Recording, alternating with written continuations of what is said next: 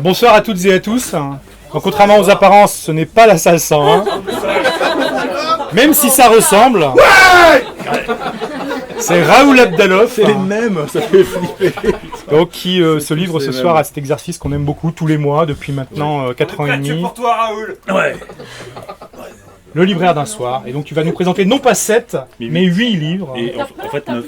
9 Ouais. pour l'instant. 10. Voilà. 10 livres, voilà. D'accord. Et donc, c'est à toi. Merci, vous êtes bien bon. Un grand merci à la librairie Carib, bien sûr, d'accueillir cette cérémonie païenne. C'est la deuxième fois qu'Anne Abdalov parle ici, puisque la première fois c'était Alice Abdalov qui est là-bas. Il y a eu un autre Abdalov ? Ah, Jules, c'est vrai, exact, j'avais pas pu. C'est malheur, il est pas là ce soir, donc tiens, ça voit pas. Et donc, effectivement, c'est la troisième fois, mais donc pour moi, c'est la deuxième, parce que j'avais pas vu celle de Jules, mais je suis sûr que c'était bien, parce que Jules, c'est le bien. Marie, c'était. Bah non, justement, c'est ce que je disais si tu suivais un petit peu. Il est toujours aussi chiant, même à la salle 101, lui, ça change pas, hein, c'est toujours pareil. Alors, Marie, c'était bien ce que tu avais fait, j'avais beaucoup aimé, et c'est pour ça que je voulais commencer un petit peu. C'est une sorte d'hommage à toi pour te remercier de tout ce que tu as fait. Mais avant, amis pauvres, merci d'être venus nombreux. Tu es donc dans une librairie, un magasin où on vend des livres. Tu peux donc en acheter. C'est-à-dire dépenser ton argent, je sais que c'est compliqué, mais effectivement tu peux économiser sur ton alcool, ta drogue, tes vêtements ridicules de marque, tu peux éventuellement. Mais tu pourrais aussi être tenté, car c'est souvent ce qui passe à travers la tête du pauvre, par le vol. Mais tu es dans une librairie amie, et c'est vrai que on serait à la FNAC, je te dirais, mais serre-toi, vol. Parce que, avant de commencer, quelques préambules intéressants sur la notion de vol en librairie. Voilà. Il faut comprendre que en librairie, quand on vole un livre, on part avec donc sans le payer, le libraire signale le livre à l'éditeur comme vendu. Et donc, bon, il l'a un petit peu dans le cul en passant, c'est vrai. Et l'éditeur, par contre, reçoit quand même l'argent du livre volé, et l'auteur est payé. Parce que, enfin, en tout cas, si l'éditeur est honnête, ça fait un éditeur sur 10, c'est vrai. Mais l'éditeur, effectivement, reverse la somme conséquente à l'auteur. Donc, quand on vole un livre, on ne vole pas l'auteur, c'est important. On ne vole pas l'éditeur, on vole... Qui suit ? Le libraire. Le libraire, merci, voilà. Donc, ici, chez Carib, d'autant plus qu'il n'y a, vous avez remarqué, il n'y a pas de bip. Donc, tu ne voles pas. Parce que tu voles des amis, ça ne se fait pas. On ne t'invite pas chez toi et tu ne voles pas chez les amis. Par contre, Chez les enculés, tu peux aller voler chez les enculés, c'est tout à fait possible. Tu peux aller voler à la FNAC, t'as le droit. Tu peux aller voler chez Gibert. Je t'affirme aussi pour information, parce que j'ai mes sources, que rien n'est bipé chez Gibert dans les poches. Donc tu peux y aller 100% sans aucun problème, personne ne te contrôlera. Tu peux voler dans des tas de librairies pénibles que tu n'aimes pas. Mais pas chez Carib, parce que Carib, tu aimes Carib. Et puis parce que tu aimes Anaïs, tu aimes Hugues, et tu as peur d'eux aussi. Bon, c'est extrêmement modeste. Néanmoins, si tu voles quand même, il va t'arriver des malheurs. Alors, je vais vous citer Alberto Manguel. J'aime bien citer Alberto Manguel parce que maintenant c'est devenu un petit peu comme Alain Finkielkraut, une espèce de type qui est très reconnu. Il n'est pas aussi à droite que Alain Finkielkraut parce qu'il est homosexuel, mais il pourrait... bon, les homosexuels, on en connaît, hein, bien sûr, Raphaël Gazeille, Martin Barzilay et quelques autres, mais c'est vrai que il est un petit peu à droite maintenant parce qu'il est, disons, comme oui aussi, que pas si à droite que ça d'ailleurs. Hein, non, je pense qu'il est du côté des pauvres. Mais c'est vrai que Anaïs, ça fait 2 fois qu'elle dit tu te tais. Ou alors, après une intervention du public, essayer de ménager une légère pause pour que je puisse les couper proprement ensuite sur la bande. Ah, parce que tu enregistres tout, c'est ça. Oh putain. Donc ne pas dire de conneries de trop quand même. Très bien. Et donc, je le disais, Alain Finkielkraut, voilà, c'est ça, Alberto Manguel, je retombe sur le pad, qui maintenant écrit des livres. Il y a une histoire de la curiosité qui vient de sortir, qui est juste là, enfin de la curiosité tout court. Il a fait des choses pas mal quand même, Alberto Manguel. Il est argentin d'origine, donc ça en fait un type bien, très nettement supérieur aux Uruguayens. J'aime le reconnaître. Et bon, en même temps, l'Uruguay étant une province de l'Argentine, ça n'est pas non plus si grave. Comme chacun sait, il s'est intéressé au phénomène du vol de livres. C'est pour ça que je voulais commencer par ça. Ne jette pas de livre, tu vas mettre de l'eau sur le livre et ça, tu vois, tu vas salir, tu vas être ridiculisé. Or là, c'est pas un concert punk, là, espèce de bâtard. Non, tout va bien, rassure-toi. Tout commence pas à balancer des verres en hauteur avec du liquide dedans, s'il te plaît. Il n'y avait pas de liquide, tout va bien. Si, il y en avait. Je l'ai vu couler. Une goutte. Tout livre salit sur la facture. Alors, l'injonction donc de la bibliothèque du monastère de San Pedro à Barcelone. Vous êtes tous allés à Barcelone ? Non. Oh, faites un effort. Alors, c'est écrit dessus.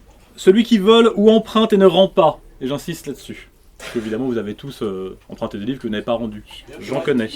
Jamais. Donc je répète, c'est vrai. Celui qui vole ou emprunte et ne rend pas un livre à son propriétaire, que le livre volé se change en serpent dans sa main et le pique, qu'il soit frappé de paralysie, que tous ses membres éclatent, qu'il languisse dans la douleur, qu'il demande grâce en pleurant, et qu'il n'y ait de sursis à ses tourments avant qu'il ne soit anéanti, que les vers lui rongent les entrailles. J'aime bien ça.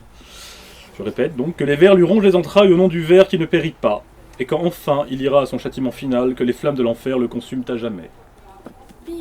Si vous avez envie de voler un livre, vous savez ce qui vous attend. Il fallait le dire.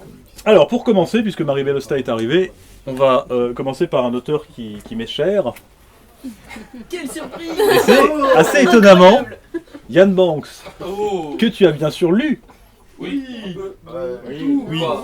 L'intégrale. Tout, En gros peu, Même Rose Perrine. non, ou... Bah, c'est qui? Ouais.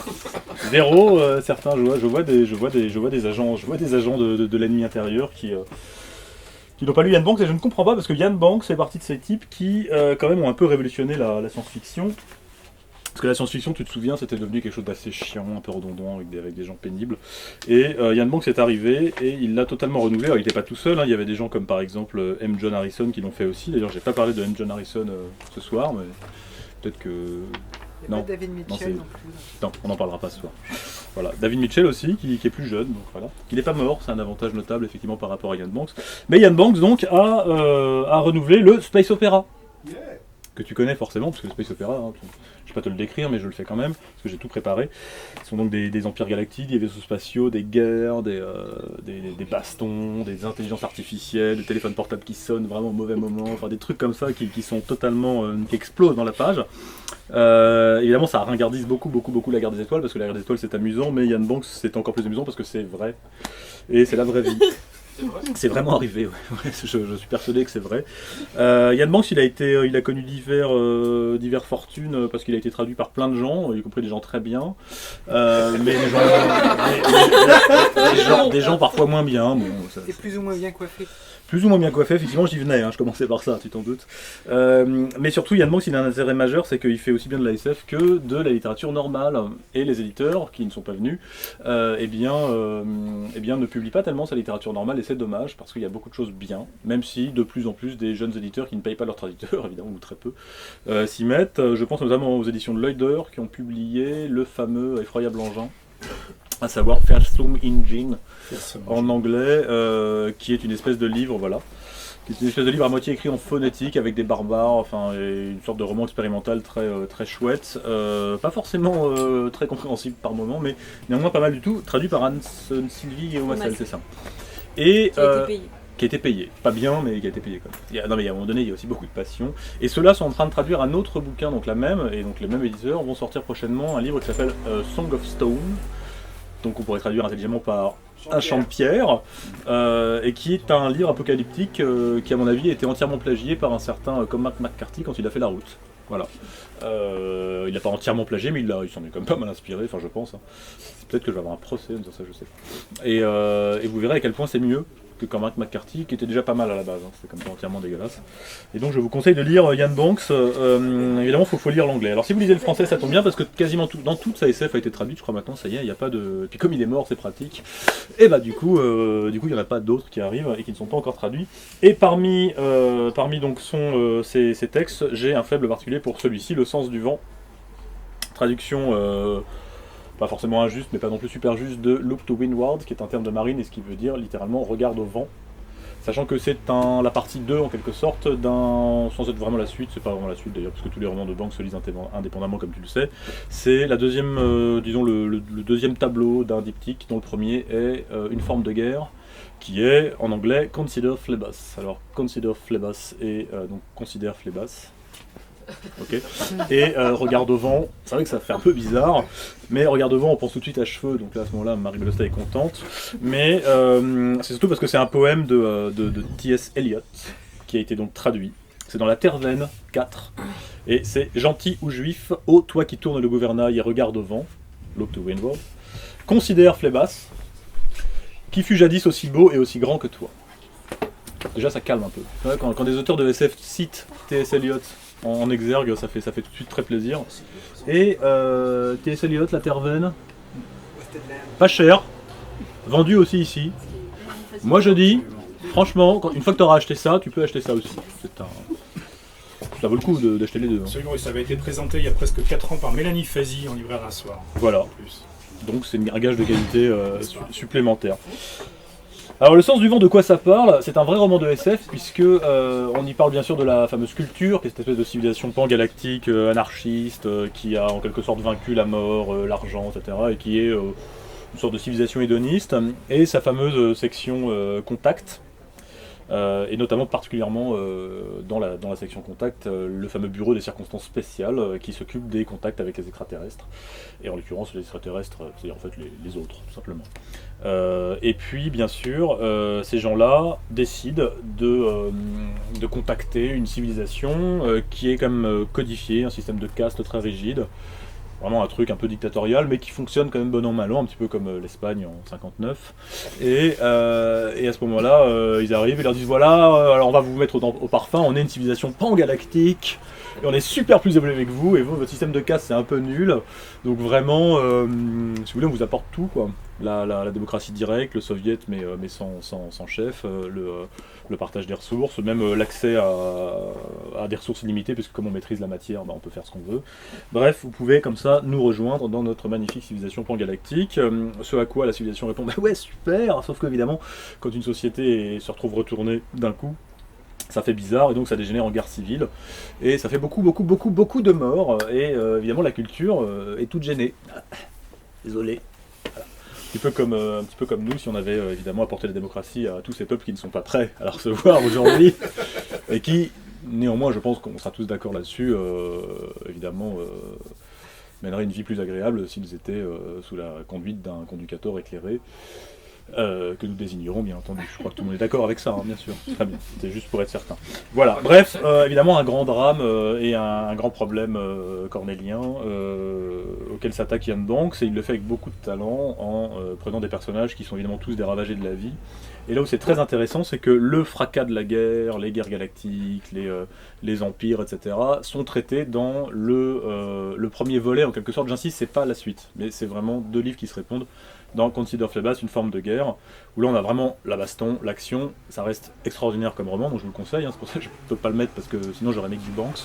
Mais l'autre partie, Le sens du vent, s'intéresse surtout aux conséquences de la guerre, et notamment le livre est dédié aux vétérans, et ça n'est pas pour rien, puisque on va suivre plusieurs personnes qui sont ravagées par la guerre, qui l'ont fait plus ou moins, et notamment un mental. Vous savez ce que c'est que les mentaux dans la culture ? Les intelligences artificielles. Voilà, ce sont donc les intelligences artificielles que l'on trouve partout, et qui sont plutôt bienveillantes, faut bien le dire, et qui s'occupent en quelque sorte de ces pauvres humains, de ces pauvres êtres qui sont parfois un peu désordonnés, et ces manteaux, c'est les minds en anglais, voilà. Sont évidemment immensément intelligents, et l'un d'eux, qui a participé à la guerre, qui est décrite justement dans une forme de guerre, eh bien, ne supporte plus. Je vous présente mon assistante, donc c'est ça. Ne supporte plus son existence et envisage le suicide. Et voilà, à ma connaissance, c'est le seul bouquin de SF qui traite de cette espèce d'angoisse existentielle de l'intelligence artificielle. Il y en a d'autres, bien sûr, qui l'ont vaguement évoqué, mais là, c'est le cœur du récit. Et ça fait du Sens du vent un roman extrêmement touchant, assez bouleversant même. On est un peu retourné par le destin de ces personnages avec qui il arrive plein de malheurs.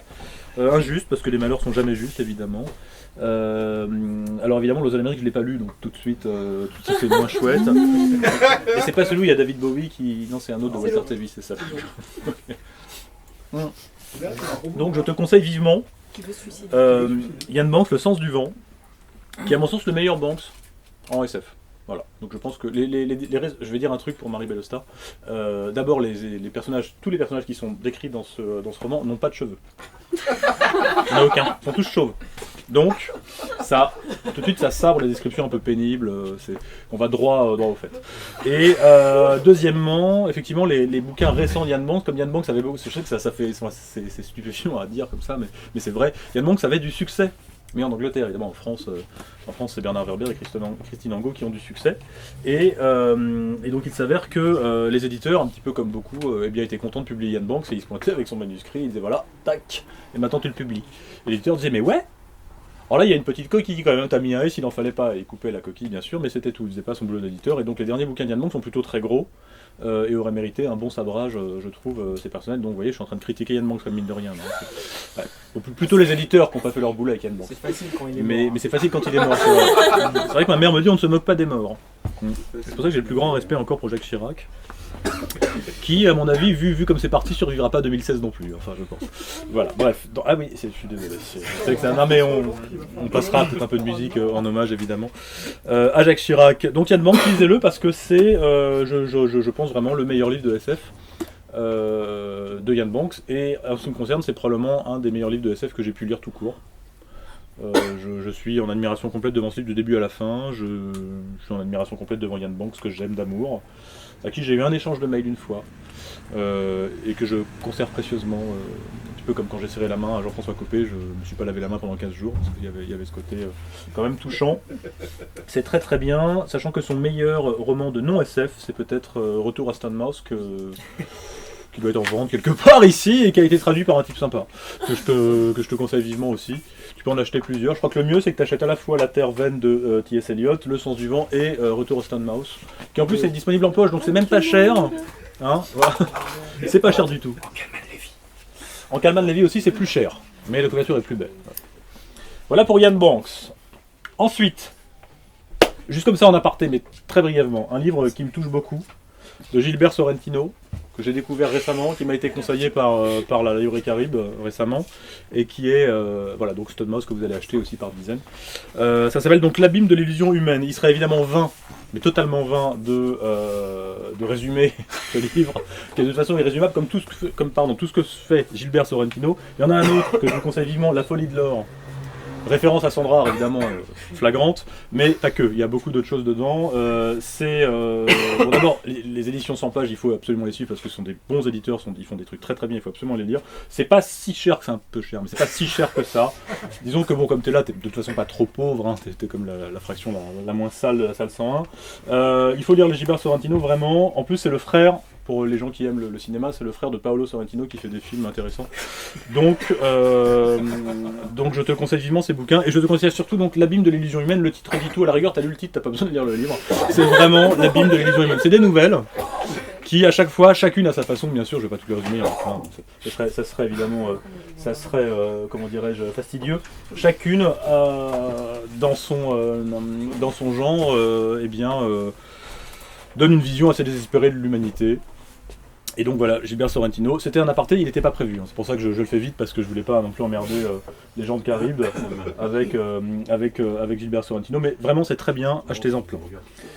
Soyons maintenant rigolos encore, parce que l'humour c'est important, allez, puisqu'on parlait de Space Opera, on va taper celui-là. Alors évidemment, je précise parce qu'il faut être honnête intellectuellement. C'est Orwell qui m'a expliqué qu'il fallait être honnête intellectuellement, et Martin Barzilay, c'est deux personnes très importantes. Même si évidemment l'œuvre d'Orwell est plus connue que celle de Martin Barzilay, qui pourtant a fait des très très bons dessins. Je vous conseillerais un site qui s'appelle Human Testicle Project,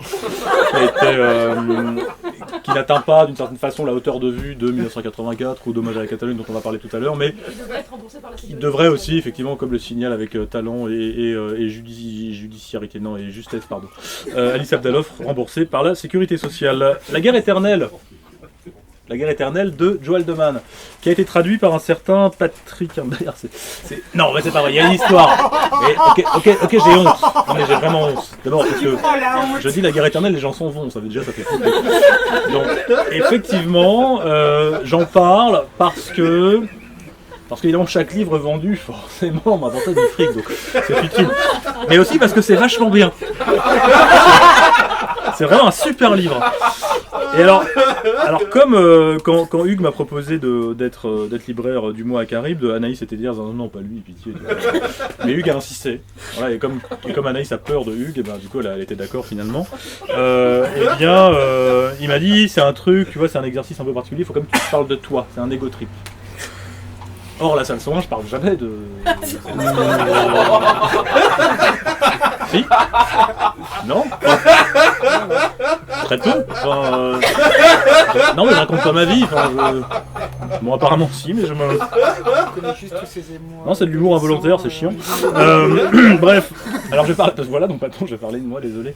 Quand j'ai eu 13-14 ans, je sais plus vraiment, j'ai découvert tout de suite à la fois Le Pen et la sexualité. Et Il y a un lien. ouais, j'ai dit en même temps. Je vous laisserai ensuite épiloguer. Et j'ai découvert aussi une bande dessinée qui avait été faite par un auteur. Non, les Argentins à l'époque je les connaissais pas, je les méprisais déjà, mais je les connaissais pas vraiment encore. Je connaissais un aveugle pénible qui s'appelait José Luis Borges, mais je crois que tu dois fermer ta gueule, pardon. C'est pas moi qui lis, hein, tu vois, c'est Anaïs. Voilà, donc bref, Joe Altman disait, parce que le temps passe, et qu'on en a fait qu'un seul de livre pour le moment, donc j'ai 13 ans, je découvre une bande dessinée qui est dessinée par un Belge. Les Belges sont des gens sympathiques. Hein, je rappelle comme à tout hasard que Molenbeek n'est pas dans la banlieue de Bruxelles, c'est un quartier de Bruxelles. Je précise parce que c'est un peu agaçant d'entendre toujours les mêmes choses. C'est donc un quartier de Bruxelles. C'est un petit peu comme si on dit Molenbeek dans la banlieue de Bruxelles, c'est comme si on disait que, je sais pas, Saint-Ouen était... non, ça c'est vrai. Comme si on disait, pardon, que le 5e arrondissement de Paris, eh ben, c'est la banlieue de Paris. Non, c'est pas vrai. C'est le cœur de Paris. Molenbeek, c'est un peu le cœur de Bruxelles. Bref, Marvano. C'est un pseudonyme d'ailleurs, il s'appelle Mankentang Van Fun, enfin un nom belge. Et donc Marvano, parce que tous les Belges ont des pseudos, faut le savoir. Même Baudouin, c'est un pseudo. Il s'appelait René Marc Delaine en vrai. Et donc Marvano dessine, met en image un livre adapté de Joe Haldeman. Je connais ni Joe Haldeman ni Marvano, c'est dans la collection Air Libre chez Dupuis. Qui lance des trucs, il lance un truc très bien qui s'appelle OCS Bonheur, 3 tomes, le 3e tome est naze, mais les 2 premiers sont terribles, c'est orwellien, c'est dystopique, c'est très très chouette, il faut absolument lire SOS Bonheur, c'est de Griffo et de Van Damme. Van Damme à l'époque il faisait encore des trucs bien, avant qu'il soit riche à millions et qu'il dégouline de pognon et qu'il fasse de la merde. Mais donc bref, ça lisez, c'est encore trouvable, SOS Bonheur, pas le 3e tome. C'est rare. Non mais j'insiste parce que on lit le 3e tome, on a envie de jeter les 2 premiers. Non, lisez les deux premiers et ok, arrêtez-vous là. Le 3e tome, vous le brûlez. Enfin, peu importe. Donc, Marvano dessine Joe Haldeman, La Guerre éternelle. J'ai 14 ans, je découvre ça et je vois quoi? Je vois une histoire déjà crédible scientifiquement d'extraterrestres bizarres qui ont été repérés dans la constellation, je crois que c'est ça qu'on dit. Les étoiles qui forment des trucs, ouais, c'est constellation. Dans la constellation du Taureau. Du coup, on les appelle les taurans, normal. Heureusement qu'ils viennent pas d'Aldébaran, ça aurait été compliqué, les Aldébaraniens. J'ai dû répéter 2 heures dans ma bagnole avant de pouvoir dire comme ça d'une traite Aldébaranien.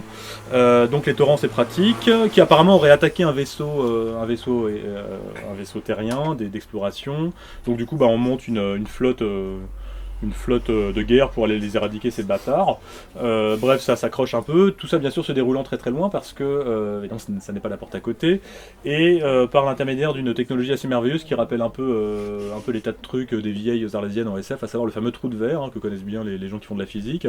Le trou de verre, c'est cette espèce de... alors je serais un foutu de dire ce que c'est, bref. Il l'explique dans le livre. Il l'explique, c'est assez simple. Hein. C'est une sorte de rupture dans l'espace-temps, donc tu rentres dedans et tu sors de ta gueule. C'est pareil, de toute façon on s'en fout, suspension of disbelief, voilà.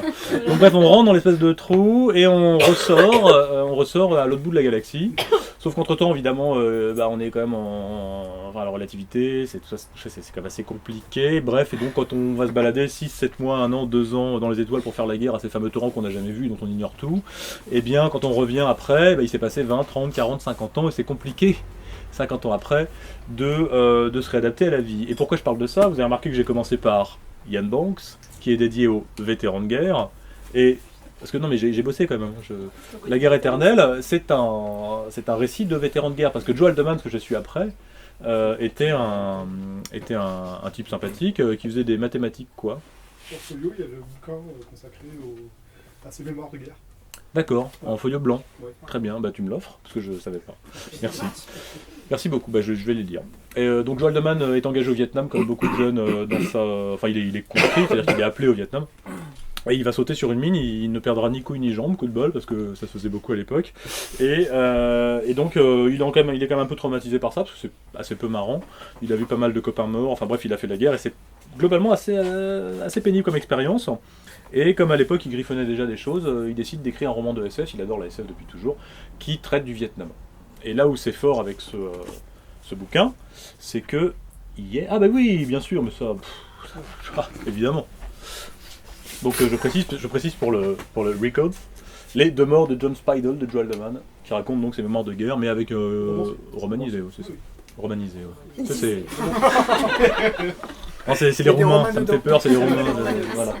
Bref, donc Joel Deman raconte la guerre. Alors qu'est-ce qui se passe concrètement? L'ennemi on le voit jamais, comme ces salauds de Viet Cong. La guerre elle est absurde, exactement comme avec ces salauds de Viet Cong. La guerre c'est sanglant.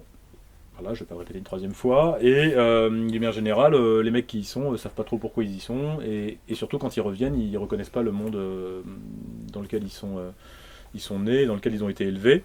Du coup c'est pénible. Et évidemment, cette espèce de sentiment de décalage qu'ont éprouvé tous les vétérans de guerre est rendu très très bien dans ce roman. Et surtout, il est expliqué scientifiquement par ce fameux décalage temporel à cause de la relativité, qui explique que quand les soldats partent 6 mois, ils reviennent et il s'est passé 20 ans. En 20 ans, évidemment, leurs potes ont pris 20 ans. Certains sont morts d'un cancer, ça se fait. D'autres, leurs parents, généralement, meurent aussi. Et donc, très vite, tout ce qui rattache ces soldats à la réalité qu'ils ont connue en partant, c'est l'armée. Et donc ils n'ont pas d'autre choix que de se réengager pour en quelque sorte continuer la guerre éternelle, The Forever War en anglais, c'est plutôt bien traduit, hein. C'est pas moi qui l'ai trouvé le titre. Moi je voulais appeler ça la guerre de toujours, on m'a dit non jamais crève. Je trouvais l'éditeur un peu frileux, bon, c'est comme ça. Et en gros on va suivre l'itinéraire d'un personnage, à savoir William Mandela, qui est né dans les années 70, un petit peu comme Martin Barzilay, et qui du coup se retrouve embrigadé, il est mathématicien plutôt, physicien, et il se retrouve à faire les campagnes d'entraînement, d'abord sur Charon. Charon, comme tu le sais, puisque tu t'es intéressé à ce qui s'est passé récemment. Caron. Moi je dis Charon, c'est comme le chorizo, ou c'est couette, les 12 morts de... C'était quoi le bouquin dont on avait parlé à Salsan avec un... Nobel pour... Nobel pour Charon. Nobel pour Charon, voilà, pour Caron. 3 Nobel pour Charon, voilà. Moi je dis Charon, voilà. Les gens qui disent Caron, je pense que c'est des nazis. En même temps, on a dit carré. Voilà, ouais, c'est vrai. D'ailleurs, je suis content que vous soyez venus ici en charibde. Je trouve que les gens qui tiennent cette librairie ont beaucoup de charisme. Et je me laisse même dire qu'ils ont des cas. Et c'est important, car les cas mangent des schroquettes. Cela étant, on va continuer de parler de... Ah ouais, non mais les chats, c'est comme sur internet, c'est toujours beaucoup de succès, j'ai remarqué. Et donc on va suivre la vie de William Mandela, qui est en fait celle calquée en quelque sorte de Joel Deman. Il y a une histoire d'amour. J'adore les histoires d'amour parce que je suis un vrai cœur d'artichaut. Ça c'est jamais dit à ça souvent. Si, vraiment. Un vrai cœur d'artichaut, pardon. Et en plus, alors je vais pas trop raconter la fin parce que ça serait un peu dommage, mais c'est une très belle histoire d'amour qui est bien faite, qui est pas niaise, et je reconnais que quand même ce bouquin m'a pas mal retourné. Et la traduction qui était disponible jusque-là n'était pas grandiose parce qu'elle a été faite à la fin des années 70, début des années 80. C'était pas renversant. Et quand Thibaut Eliroff de la collection Nouveau Millénaire m'a dit tiens, je vais refaire la guerre éternelle parce que figure-toi, c'est dingue. Non, je te rassure, il y aura peut-être un film, mais de toute façon, qui aura tellement rien à voir avec le livre que ça compte pas. Mais figure-toi que le texte que les éditions Gély ont publié à l'époque n'est pas le bon. Parce qu'en fait, Joel Deman l'a retravaillé, donc il y a une version définitive, et surtout, je vais éternuer, donc ça va durer 2 secondes. Pardon. Et donc voilà, j'aime bien danser quand j'éternue, c'est pour ça. Et il s'avère qu'en fait le texte original, il y avait toute une partie, notamment la partie quand William Mandela, Joel Deman, vous voyez, je les confonds. Quand William Mandela revient sur Terre, cette partie-là, donc c'était écrit tel quel, et l'éditeur à l'époque c'était Astounding Stories ou quelque chose qu'il publiait en feuilleton. A dit, pardon, c'est mal de faire ça. A dit, je vais le poser là, ce sera mieux. A dit à Joel Deman, mais non, c'est vraiment trop déprimant ton truc, donc mets un truc un peu plus sympa avec plus d'action. Et comme lui, c'était son premier bouquin, il était un peu timide et il était un petit peu forcément influençable. Il a dit d'accord, bah pas de problème, de toute façon si tu publies, je suis tellement content, je peux te mettre si tu veux des danseuses et puis Johnny Hallyday, c'est pas un problème, je le fais. Il a fait un truc qui, heureusement, il y a peu de danseuses et très peu de Johnny Hallyday, qui restait crédible. Moi j'ai trouvé ça très bien. Et du coup, c'est comme ça que en France, on a connu la guerre éternelle avec cette partie-là qui en fait n'était pas la partie voulue par Joel Deman. Donc dans la nouvelle version de la guerre éternelle, édition définitive et complète, eh bien il y a la vraie version qui est assez perturbante pour moi par exemple qui avait lu le livre quand j'avais 14 ans, quand j'ai dû retraduire le truc et découvrir ce passage que je connaissais pas. Je me suis dit mais c'est pas mon livre, c'est pas ça, je veux pas. Et en fait c'était bien, c'est vrai que je reconnais. Et comme on est très très bien chez J'ai lu, et bien du coup on a aussi à la fin en annexe la version retravaillée. Donc en fait il y a tout là-dedans. Et ça a été un vrai plaisir de retraduire ce livre. J'ai pu constater que la traduction originale était une mine de faux sens. Il y avait des tas de trucs qui correspondaient à rien. Il y avait énormément de... Il y avait énormément de... Je vois plus Sébastien Guillot, ça me perturbe, il est où? Ah, il est allé faire pipi, c'est pour ça. Parce que je précise que c'est Sébastien Guillot qui a fait la révision de Trab. En fait, il a tout réécrit. Oui, c'est ça. Il a tout réécrit. Voilà. Donc c'est pour ça que le livre est bien écrit, globalement, c'est parce qu'il est passé derrière. Et surtout, c'était un vrai bonheur parce que ce livre, en fait, m'a montré que d'une part, on pouvait faire de la SF bien, c'est-à-dire qu'avec de l'action, des extraterrestres, des trucs de la guerre, de la mort, des gens qui meurent et tout, et de la physique. De la physique digeste, j'insiste, la physique que, à mon humble niveau de terminal D, eh bien je comprenne, ce qui est important. C'est pas si mal, mais c'est quand même que je puisse comprendre. Et de l'amour, je le répète, de l'intelligence, et beaucoup d'humanité, et surtout beaucoup de pacifisme et disons, de critique sociale, de critique globale, sociétale. C'est vraiment, je me suis dit, tiens, voilà un bouquin de vraie science-fiction adulte, je sais pas d'autres mots pour décrire. Et c'est ce livre, avec d'autres trucs de Philip K. Dick, de Tolkien et d'autres, et d'Ossie Orwell, qui m'a fait vraiment aimer la SF. Voilà. Donc quand Thibaut m'a dit « tu veux le traduire ?» j'ai dit oui. Je l'ai retraduit avec plaisir, je crois que c'est un four complet, peu importe, apparemment c'est un classique, et donc je suis hyper fier à titre personnel d'avoir fait ce livre parce que je l'aime beaucoup. J'ai eu un échange de mail avec l'auteur qui est pas très sympathique, mais c'est pas très grave, m'en fous, je le rencontrerai jamais, il mourra et tant pis. Mais en tout cas, son bouquin mourra pas, et La Guerre éternelle, je conseille à tous les gens qui aiment la SF parce que c'est un livre intelligent, et la SF en manque pas, c'est vrai. Mais c'est important quand même à mon sens, fait partie des premiers livres vraiment intelligents en SF, qui en plus s'attaque à un thème et qui est intéressant parce que aujourd'hui évidemment c'est encore la guerre, hein. C'est ça qui est bien avec la guerre, c'est qu'il y en a toujours. Et celle du Vietnam finalement n'est pas plus représentative qu'une autre, et ce que raconte Joe Haldeman pourrait s'appliquer à n'importe quelle autre guerre. Donc finalement c'est assez universel. Voilà pour Joe Haldeman. Alors un petit détour très bref. Et peut-être qu'après on fait une pause ou un quatrième livre, peut-être avant de faire une pause ou un quatrième livre. Alors un détour très bref avec c'est Weisbecker, que personne ici n'a lu, je crois. Si, il y en a 2-3 qui ont lu, c'est 4, oui, grâce à moi d'ailleurs. Bah oui, si je te l'avais offert, bien sûr. Ouais. Alors faut remettre ça dans le contexte. À l'époque, la collection Folio Policier commence. Ça n'existe pas encore, on a la série noire. On a la collection Folio, on n'a pas vraiment de collection poche, vraiment poche policière. Folio Policier existe, peu de temps après suivra Folio SF, qu'il y en a plein derrière Hugues là, vous voyez. Et donc les couvertures sont assez bizarres, elles sont toutes un petit peu avec des photos retravaillées avec des couleurs curieuses. Il y a des bouquins hyper connus qui ressortent, si vous regardez celui-là c'est le mien, je peux poser le lien dessus. Si vous regardez les numérotations, le premier livre de Folio Policier, c'est intéressant de savoir que par exemple c'est Maurice Dantec avec La Sirène Rouge. Le suivant, c'est Thierry Jonquet, très connu. Le suivant, c'est Benakista, Patrick Manchette, Jean-Bernard Pouy, donc vraiment que des pointures en polar. Et ensuite, on arrive aux auteurs un peu, disons, qui deviendront qui étaient déjà des auteurs historiques, ou d'autres qui deviendront des auteurs historiques. Évidemment, je pense à Raymond Chandler, il y a Jérôme Charine, bien sûr, David Goudis, Tachier Lamet, Tony Lerman, Chester Himes, Japrisot, Manchette, je l'ai dit, Horace McCoy, très très bon, Horace McCoy, on assève bien les chevaux. À lire absolument. Jim Thompson, je l'ai dit, Jean Vautrin. Et c'est Weisbecker avec Cosmix Banditos. Cosmix Banditos, traduction de Cosmic Banditos. Je l'ai jamais compris. Ça m'a un petit peu fait penser au... Alors c'est Richard Matas qui a traduit. Je l'ai lu en français, donc il y a longtemps, j'ai pas relu entre-temps. À l'époque, ça m'avait pas choqué. Peut-être que si je le relisais maintenant, je trouverais ça affreux, j'en sais rien. Vous serez juge.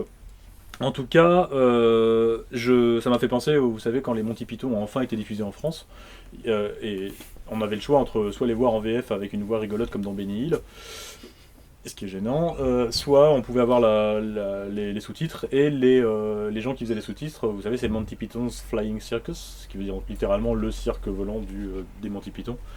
Et il avait traduit par les Monty Python, avec un Z, leur cirque volant, clic clic rigolo. J'ai jamais vraiment compris comment les traducteurs pouvaient essayer d'être comiques à la place du comique, ça c'est un truc qui m'énerve profondément. Jean Bonnefoy, un de nos traducteurs Oni en France, fait la même chose avec Douglas Adams, c'est une catastrophe. Heureusement les traductions ont été un peu revues, mais un jour ou l'autre il faudrait que quelqu'un s'attaque, au hasard moi, à une vraie traduction de... Non mais dit-il en toute modestie, vraiment Non mais c'est pour l'argent, on est bien d'accord. Une vraie traduction de Douglas Adams et de son merveilleux guide du retard galactique, en tout cas Hitchhiker's Guide to the Galaxy, que du coup je conseille en anglais parce qu'en français c'est juste pas possible. Donc je pense que évidemment Richard Matas, là en l'occurrence, souffre du syndrome, encore que s'il m'entend, parce qu'il est peut-être en vie encore, il va me dire mais attends connard, c'est pas moi, c'est l'auteur, c'est l'éditeur, parce que c'est l'éditeur qui a qui a le Final Cut sur les titres de livres, qui a voulu que j'appelle ça Cosmics Banditos. Moi je voulais appeler ça la chef de l'espace et le fou qui lui a pris à voler. Ça aurait été vachement mieux. En l'occurrence, ça s'appelle Cosmic Banditos en anglais, et c'est très bien. Vous pouvez le lire en anglais. Et ça commence par 2 citations que j'aime beaucoup. Une citation très connue d'Albert Einstein. Dieu ne joue pas au dé avec l'univers, figure-toi. Et une traduction de Stephen Hawking qui dit non seulement Dieu joue au dé avec l'univers, mais encore les jette-t-il là où ils ne peuvent être vus. Et c'est le genre de déclaration qui personnellement, surtout quand ça vient d'une espèce de moncule qui est sur un fauteuil roulant et qui parle par l'intermédiaire d'un vocodeur, me laisse très très perplexe. Non, j'ai rien contre les handicapés, hein, c'est absolument rien. Et donc ça me laisse perplexe et je me dis oula, ces types-là sont vraiment beaucoup plus forts que moi. Donc j'ai lu ça, je me suis dit bon, c'est un roman policier. Et puis j'ai lu la 4e de couverture, être recherché par toutes les polices au nord et au sud du Rio Grande. À l'époque je revenais d'Amérique latine, ça me parlait. Après avoir trafiqué de la coke et des armes, tout de suite là ça devient vraiment intéressant parce qu'il y a coke, donc drogue, donc ça allume quelque chose chez moi. Se planquer dans la jungle colombienne, donc Colombie, vous voyez. Avoir pour seul compagnon un chien philosophe, un serpent amateur d'armes à feu. Là, je me suis dit, oula, mais qu'est-ce qu'il prend le mec là? Et un bandito local ne doit rien au hasard pour un flambeur convaincu. Mais découvrir un jour de sieste que non seulement Dieu joue au dé avec l'univers, mais encore qu'il les jette là où ils ne peuvent être vus, brouille toutes les cartes. Voilà la 4e de couve de Cosmic Bandito. Assez étrange. J'ai lu les premières pages, j'ai éclaté de rire 3 fois. C'est assez rare les livres où on éclate de rire pour de vrai. Celui-là en fait partie, et vous allez suivre les aventures d'un trafiquant de drogue, d'armes, trafiquant alcoolique sud-américain, comme ils le sont tous là-bas. Vraiment, il n'y a que ça à foutre en Amérique latine, trafiquer de l'arme et rien d'autre. Qui va découvrir, par l'intermédiaire d'un livre et un jour de défonce, la physique quantique. Et qui va trouver ça super, et ça va totalement éclairer sa vie. Et il va ensuite consacrer son existence à prêcher la bonne parole quantique aux gens qu'il va rencontrer. Il va notamment pourrir la vie d'un type par l'intermédiaire d'annonces dans un journal aux États-Unis. Il va rencontrer toutes sortes de trafiquants locaux qui sont des abrutis finis, qui pensent qu'avec leur couteau et avec leur bouteille, il va leur expliquer pourquoi la physique quantique va leur apprendre que le monde en fait n'est qu'une illusion. Enfin, c'est assez merveilleux. Et c'est hilarant. J'en ai pleuré de rire ce livre. C'est très très bien. Et ça vaut pas cher. Ça vaut F 8 €. C'est vraiment, honnêtement, que dalle, quoi. Ça vaut largement le coup. Faut lire ça. Et c'est hilarant, c'est intelligent. Et je répète, hein, les livres où on éclate de rire sont rares. Il y a Gaston Lagaffe. Il y a Zai Zai Zai Zai de Fab Caro qui est, faut-il leur préciser, une des meilleures, peut-être la meilleure pour le moment BD du 21e siècle à mon sens, qui est en vente aussi, à un prix modique ici chez Caribe, que je te conseille vivement. Je crois que pour comprendre l'humour de Cosmics Banditos, il faut lire aussi Zai Zai Zai Zai. Les deux vont très bien ensemble, et de toute façon vont très bien ensemble aussi avec La Guerre éternelle et Le Sens du vent. Donc lisez-les, n'hésitez pas. À la suite. On rit un peu moins dans La Guerre éternelle. On rit un peu moins dans La Guerre éternelle, mais comme si, parce qu'il y a des erreurs de traduction où tu te marres vraiment bien, quoi. Il y a un truc avec un robot, tout ça. Ouais, tu vas voir, c'est hilarant. Non, pas du tout, il n'y a pas de robot. Donc Cosmics Banditos, c'est un livre qui est très peu connu. L'auteur en a fait qu'un en France. Enfin non, c'est pas vrai, il a été traduit, il a écrit un livre qui s'appelle In Search for Captain Zero, où il y a encore un chien, il adore les chiens. Et parce que l'auteur c'est un fan de surf, il a toujours aimé le surf. Alors si tu aimes le surf, bah, c'est le moment de lire. Et donc tu peux lire Shangri-La de Malcolm Knox chez Asphalt, qui est aussi. Alors j'ai hésité, non, je voulais le mettre, hein, vraiment. C'est un livre que j'ai trouvé. Non mais réellement, c'est un livre que j'ai trouvé sublime. Et puis bah il a fallu trancher. Et Hugues et Anaïs m'ont dit non mais attends, t'es con. T'en prends déjà 8. Alors si t'en prends 9, s'il te plaît, 9. Donc j'ai dû sabrer celui-là, mais c'est un regret. Shangri-La, d'abord, c'est magnifiquement traduit, il faut le signaler, par Patricia Barbegiro, qui a traduit son récent qui s'appelle Wonder Lover, que je suis en train de lire, que je trouve très bien. Même s'il y a des gens qui disent que c'est pas terrible. Je pense que ces gens-là sont cons et, à mon avis, ont couché avec Hitler. Et je maintiens. Shangri-La, c'est très très bien. Même si t'aimes pas le surf, ce qui est mon cas, parce que je me suis battu avec un surfeur, je me suis fait casser la gueule. Donc j'aime pas les surfeurs, parce qu'il était beaucoup plus balèze que moi, et puis il savait se battre, contrairement à moi. Et bien évidemment, donc j'ai vraiment des raisons de les haïr. Et chaque fois qu'un surfeur se fait bouffer par un requin, par exemple, j'exulte. Et je suis vraiment très content, je brûle un cierge à Saint-Antoine, enfin c'est un plaisir. Et dans Shangri-La, bah, ils m'ont fait pleurer les surfeurs, vraiment. Donc c'est très bien, lisez Malcolm Knox. Et Weiss Baker a écrit un livre donc à la recherche de Capitaine Zéro, qui est très bien, qui est en quelque sorte à la littérature de surf, parce que Sébastien Guillot est à la calvitie, une espèce de référence aussi, un truc vraiment à ne pas négliger. Et qui est à la fois drôle. Alors qui est mieux écrit en anglais, hein, curieusement, mais qui a été traduit par un éditeur indépendant en français. Donc tu peux le trouver. Assez Weiss Baker, tu dois lire ça pour mériter de t'asseoir à ta mort à la droite de Dieu. Alors, juste pour l'anecdote, Cosmix Banditos rejoint en 4 ans et demi les 4 livres en fait, qui auront été présentés par 2 libraires invités. C'est une dérogation parce qu'il avait été présenté par Laurent Courreau en octobre 2011, donc c'était notre 2e libraire invité. Et en plus, Laurent Courreau ce soir-là souffrait d'une terrible extinction de voix, et donc n'avait pu présenter réellement que 3 en fait, de ces 10 livres, puisqu'à l'époque c'était 10 officiellement, et non pas officieusement comme c'est le cas ce soir. D'accord, ça me rassure un peu. Je crois que j'en ai 11. Alors, donc évidemment... Ah oui, il faut quand même le préciser avant de passer à autre chose, c'est un livre culte. Et en tant que personne de bon goût qui fréquente la librairie qui arrive, il est tard, non? Il commence à être tard, il faut accélérer. Tu dois lire des livres cultes. Bien, ensuite, alors, Tom Robbins, féroce d'un film féroce, c'est vachement bien, lisez-le, on fait la pause. Alors, non, je vais attaquer par Orwell. Allez, Orwell, je peux le faire vite, après on finira par eux. Alors, Orwell, évidemment, tu as lu quand tu étais plus petit 1984, qui est, à mon sens, le meilleur roman peut-être jamais écrit. J'assume le truc. Ah yeah! Un petit peu en retard, mais c'est pas grave. Justement, je parle dans... Non, n'importe quoi. Voilà, n'importe quoi. Tout le monde te regarde. Hein, c'est donc Orwell, hommage à la Catalogne. C'était, moi quand j'ai découvert comme toi public 1984, je ne savais pas qu'Orwell avait fait autre chose que 1984. Si, il a fait un truc avec des cochons qui s'appelle la ferme des animaux, que tu lis aussi, qui est très bien. Bref, c'est tout ce qu'il a fait. Et tu découvres en fait que Orwell non seulement est un auteur accompli, qu'il a écrit des tas d'autres livres, mais qu'en plus c'est un type sympathique et qui a une vie. Et tu t'aperçois, c'est marrant parce que j'ai prévenu que c'était un ego trip. Ça fait partie des moments où je réalise que les auteurs sont des vrais gens qui ont vraiment existé. Je constate que 1980, en fait, parce que c'est vrai, on a tendance à les idéaliser. Moi, par exemple, j'idéalisais beaucoup Brian Aldiss et puis je l'ai rencontré et là je me suis dit oh putain, c'est dur.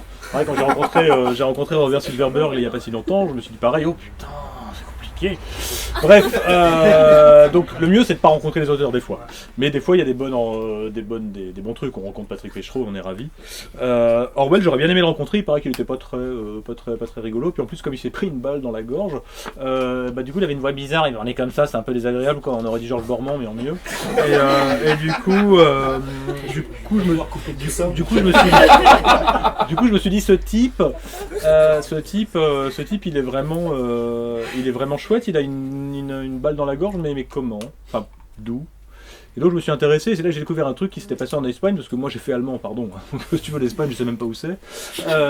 Puis bon, ça reste quand même des bouffeurs d'huile d'olive et des mecs qui étaient quand même, qui avaient que ce qui... Enfin, je sais même pas qui c'était, quoi. Enfin, je crois qu'il y avait un mec qui avait peint un tableau qui s'appelait... Biarritz, je crois, un truc avec, enfin bon bref. Donc je connaissais vraiment que dalle, ouais, Chernica, un truc comme ça, ou Kernica, enfin bref. Je connaissais pas l'Espagne, et je découvre que George Orwell non seulement connaît l'Espagne, mais qui s'y est battu pendant un truc qui s'appelle la guerre civile espagnole. J'apprends qu'il y a eu une guerre civile en Espagne, mais comment? On m'aurait menti, je ne savais pas, et je découvre que oui, en 1936 et 37, c'est la naissance de la dictature. À l'époque je suis anarchiste, donc la dictature je m'y connais, parce que je sais ce que c'est. Je découvre que donc il y a... Là je me dis en fait c'est peut-être pas mal si tu fermes ta gueule des fois, et que tu lis des livres, c'est bien, fais ça. Donc je lis George Orwell et je lis Hommage à la Catalogne et j'apprends que George Orwell, effectivement, à l'époque, c'est un auteur peu ou pas connu. Il a publié 2-3 trucs, il a publié un livre qui relate son expérience de clochard dans la Dèche à Paris et à Londres. Livre qui au départ a été publié en France sous le titre La Vache enragée. Qui est la traduction littérale de Down and Out in Paris and London, c'est une traduction parfaite, comme d'ailleurs toutes les traductions de Orwell qui sont remarquables, il faut le souligner, et il a écrit aussi un livre sur la condition ouvrière dans le nord de l'Angleterre et un peu partout, ça s'appelle Le Quai de Vigan, Vegan Spears en anglais, qui est... C'est un bouquin sur le socialisme. Oui, c'est un bouquin sur le socialisme, si tu veux, oui.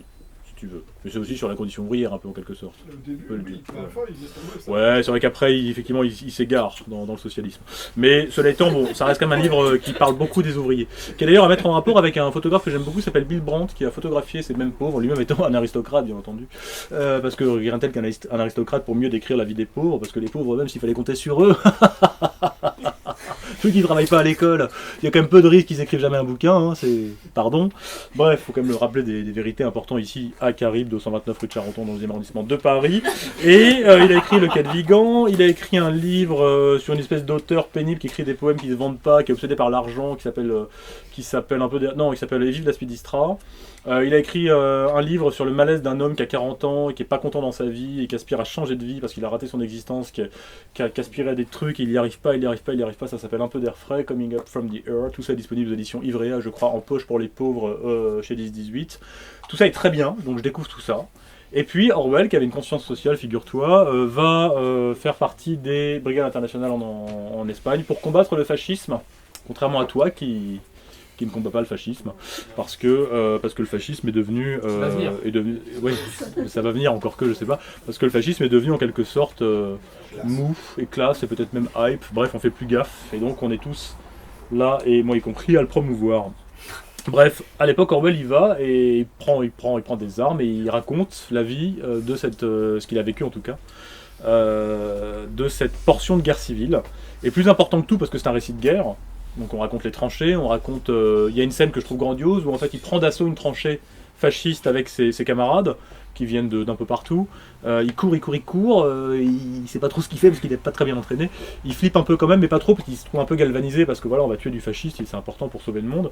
Et il déboule dans la tranchée allemande, et là, allemande, pardon, c'est pareil, franquiste, en tout cas espagnol, et là, il tombe sur un type en train de, le pantalon aux chevilles, en train de faire caca, et il peut pas lui tirer dessus.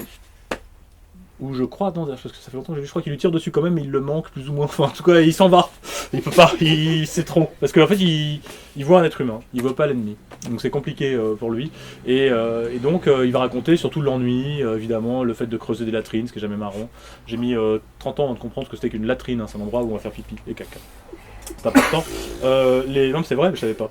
Donc voilà. Et donc il raconte tout ça. Donc a priori c'est pas très passionnant, mais voilà, il y a loin de l'héroïsme de ce qu'on pourrait imaginer. Je vais combattre le fascisme. Et puis surtout, le plus important dans ce documentaire, parce que c'est un documentaire, c'est le retour, parce qu'il se fait blesser, il se prend une balle dans la gorge. Miraculeusement, il en réchappe, heureusement, sinon on lirait pas 1984. On lirait pas d'autres livres d'ailleurs très très bien de Orwell. On lirait pas tous ces merveilleux essais qu'il a écrits après, qui sont disponibles toujours chez Champ Libre Ivrea et Encyclopédie d'Invisance, éditeur indispensable. Et chez Agone, toi aussi. Chez Agone, plutôt ses lettres, effectivement ses biographies et compagnie. Mais c'est les textes lui-même, les textes qu'il a écrits signés de sa main, c'est chez Ivrea et Encyclopédie d'Invisance, et puis en poche pour les romans chez 18, mais pas tous, parce que c'est Gallimard qui a les droits pour 1984 et La ferme des animaux. Bref, et donc il raconte son retour à l'arrière à Barcelone, et là qu'est-ce qu'il voit ? Il voit en fait tout cet antifascisme anarchiste, trotskiste, qui est en quelque sorte qui est en train d'être battu sur la droite par les staliniens, qui sont en train peu à peu de mettre en place des purges, et qui vont en quelque sorte enterrer la révolution, la vraie révolution sociale qui se fait dans les conditions réelles, dans sa praxis comme dans sa théorie en Espagne, enterrée par les staliniens qui veulent éliminer leur aile gauche pour en quelque sorte garder le pouvoir, avec le désastre que l'on sait. Et donc ce livre me fait prendre conscience que d'une part, les staliniens sont des bâtards, ce que je savais déjà, mais quand même, m'étant battu avec des staliniens à l'époque, en ayant perdu, je le sais déjà, puis j'ai beaucoup de rancœur pour eux, parce qu'ils m'ont fait mal les cons, et surtout des grands falsificateurs, et au final, effectivement, les anarchistes sont les grands perdants de la guerre, ce qui les rend certes romantiques, mais enfin ça fait quand même pas moins chier, parce que c'est embêtant de perdre tout le temps. Et surtout, autre chose très intéressante, c'est que Orwell évidemment démonte avec énormément d'honnêteté intellectuelle. S'il fallait trouver deux mots pour définir, ou une expression pour définir Orwell, ça serait honnêteté intellectuelle. J'ai jamais lu d'auteur qui a plus d'honnêteté intellectuelle que lui. Oui, même Jean d'Ormesson en a moins, j'assure, vraiment. George Orwell raconte à quel point la propagande fait du mal à la gauche, à l'anarchisme et à la révolution espagnole en marche, à quel point les mots sont importants, à quel point la déformation, le mensonge permanent est effrayant, parce que le mensonge permanent finit par s'ériger en vérité permanente, jamais remise en cause, et à quel point surtout l'histoire est écrite par les vainqueurs et jamais par les vaincus, et c'est de ça que viendra la novlangue, c'est de ça dans 1984, c'est de ça que viendra le fameux slogan « La liberté, c'est l'esclavage, la guerre, c'est la paix, l'ignorance, c'est la force », qui sont des choses qui, rien que d'en parler, me hérissent toujours à chaque fois le poil, parce que c'est tellement effrayant et vrai, et ça se vérifie tellement aujourd'hui, quand on sait que la vidéosurveillance a été transformée en vidéoprotection. Tout ça évidemment n'est pas du tout vain, n'est pas du tout anodin, et n'est pas du tout le fruit du hasard. C'est extrêmement organisé, on utilise les mots comme une arme, et c'est, en tout cas à ma connaissance, Orwell qui le premier l'a dénoncé. Et Hommage à la Catalogne, qui est génial, qui se lit comme un roman, c'est un truc formidable, et à mon sens, le préambule, si tu l'as pas lu, avant d'attaquer 1984, parce que ça va vraiment te mettre dans le bain, et ça va te faire découvrir un auteur rare, merveilleux, qui est mort de tuberculose, le con, en 49, en 50 précisément, en tout début 50, je crois en février 50, donc là ça va faire 65 ans qu'il est mort, et pour la petite histoire, il a écrit 1984, il l'a terminé en 1949, vous inversez 49, ça fait 84, ça vient de là. Si vous ne le saviez pas, et 49, non 48 pardon. Oh là là. Non mais j'ai bu, c'est pas grave. C'est pas ça non mais pourtant j'ai fait une terminale D, hein, j'aurais dû savoir ça. 48 c'est ça. Ouais, 84 c'est ça. Et j'allais dire un truc super intelligent, il est mort de tuberculose et ce qui est très con c'est que je crois 1 ou 2 ans après la pénicilline est arrivée en Europe et donc sauvait tous les malades de la tuberculose très facilement. Il suffisait de prendre donc en fait si Orwell avait vécu quelques mois de plus, il aurait pu écrire je pense d'autres choses formidables et c'est con il ne l'a pas fait. Ce qui va nous emmener vers notre premier entracte. Ah oui. Voilà. Est-ce que tu es là ? Non. Oui. Alors, puisqu'on parlait de George Orwell et de son expérience en Espagne, je te rappelle évidemment, j'ai dit une énormité tout à l'heure, j'ai dit qu'il faisait partie des brigades internationales, c'est pas vrai. Il fait partie du PUM, le Partido Obrero de Unificación Marxista. Ok, ce qui veut dire, comme tu parles espagnol, le Parti ouvrier d'unification marxiste, qui était considéré comme d'obédience trotskiste. Dans la pratique, c'était surtout des mecs qui avaient les pieds dans la boue, qui se battaient contre les fascistes et qui ont ensuite été éliminés, condamnés et taxés de fascisme même par les staliniens, qui sont évidemment des gens qui s'y connaissent en liberté d'expression. Pourquoi je vais parler tout de suite de Arthur Koestler? Parce que Arthur Koestler, eh bien, lui aussi a été impliqué dans la guerre d'Espagne. Il a écrit des choses dessus, je t'invite à les lire. Le zéro et l'infini. Le zéro et l'infini, effectivement, pour ne pas le nommer. Mais aussi pas mal d'articles, de choses qui sont trouvables. Bref, lui aussi, Arthur Koestler a une expérience de la guerre d'Espagne, a fait l'expérience de l'horreur, de l'indicible. Et accessoirement, c'est un des plus grands écrivains du XXe siècle. Et quand j'étais en Amérique latine, il y a longtemps, quand j'apprenais l'espagnol, ça faisait environ par parlé par des gens qui ont des rapports sexuels avec des vaches dans un pays fasciste, non mais parce que t'as raté le début maintenant, c'est pour ça. Voilà, je découvrais un livre qui a été écrit par Jean-Pierre Vernet, que je te conseille si tu t'intéresses à l'astronomie. En principe, si tu aimes la SF, tu aimes l'astronomie, ou en tout cas tu t'intéresses aux étoiles, fatalement. Il est peut-être même pas totalement possible que tu reconnaisses quelques constellations, que tu saches faire la différence entre une étoile et une planète. Tu serais étonné en discutant autour de toi de voir à quel point les gens ne font pas la différence entre les étoiles et les planètes. Ah mais les étoiles, ça brûle? Oui. Et les planètes aussi? Enfin non. Enfin ça dépend, enfin pas vraiment. Bref, tout ça est compliqué. C'est assez curieux, mais c'est comme ça. Et donc je lisais une histoire de l'astronomie de Jean-Pierre Vernet, que je te conseille vivement, et dans cette histoire de l'astronomie, donc où il nous expliquait des origines antiques jusqu'à notre monde moderne, la science de l'observation des astres, qui est fascinante évidemment, même si on est nul en physique comme moi, nul en maths, mais qu'on s'intéresse simplement à la poésie du truc. Histoire de l'astronomie qui trouve finalement une espèce de prolongement avec un livre qui est sorti tout récemment, qui s'appelle merde, je sais plus comment il s'appelle, de Jérôme Ferrari, le dernier. Le principe, voilà, merci.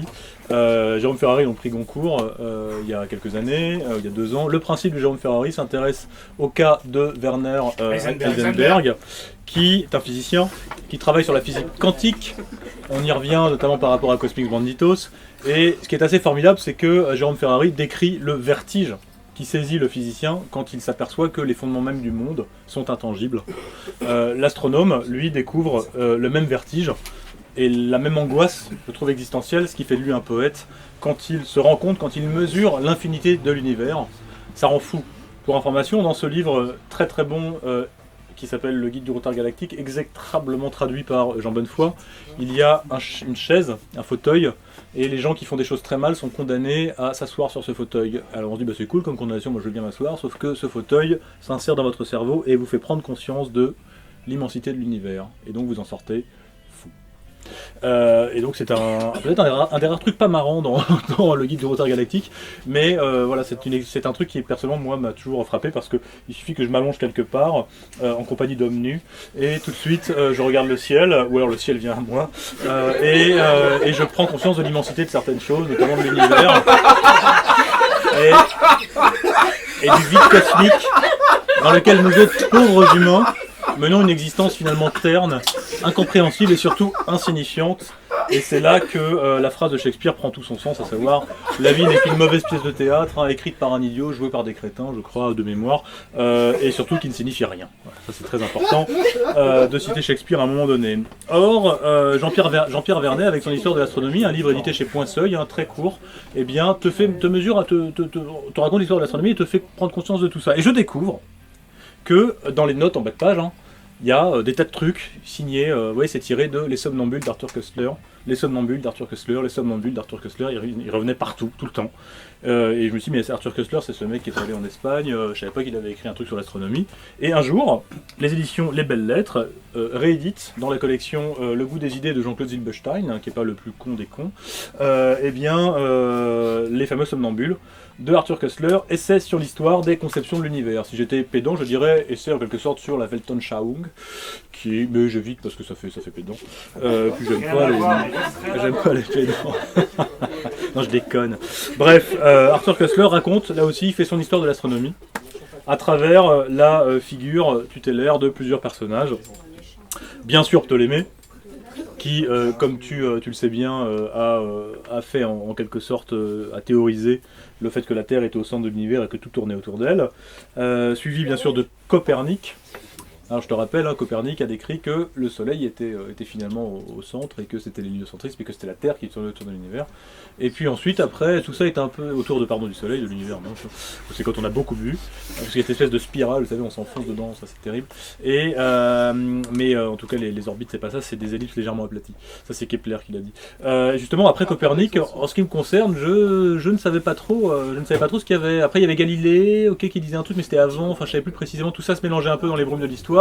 Et puis venait Newton qui disait que voilà, il suffit d'écouter un disque de Pink Floyd pour comprendre la lumière.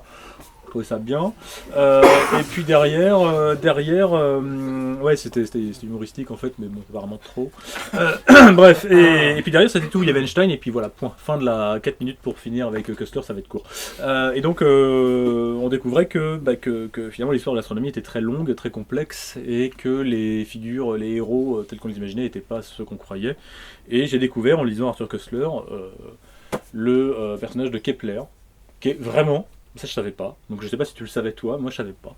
Quand j'ai lu les Somnambules, je l'ai découvert, c'est Kepler qui a vraiment inventé le monde. Le monde dans lequel tu vis là, si tu peux acheter des livres chez Carib, c'est grâce à Kepler.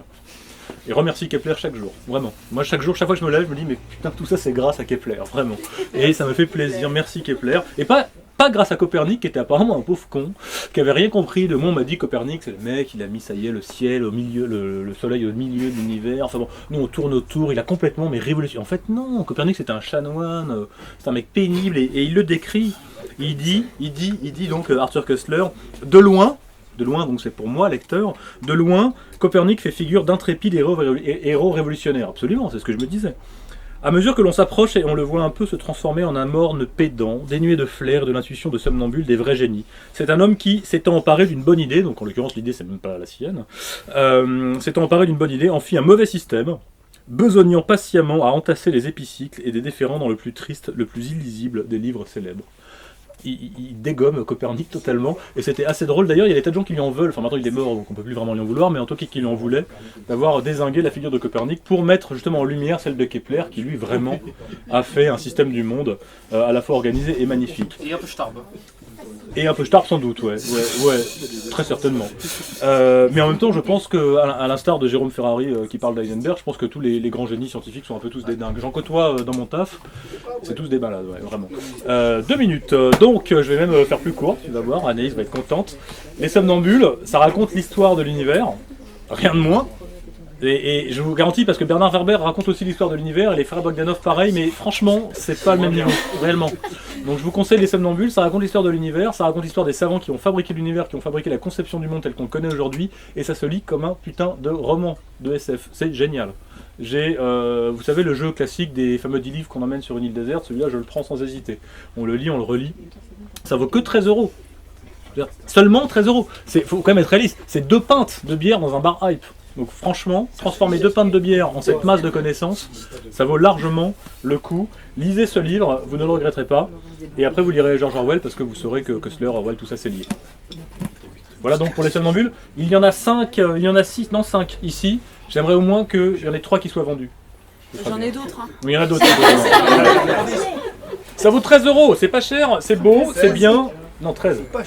C'est pas cher, c'est bien, c'est magnifique. Franchement, achetez-en plein.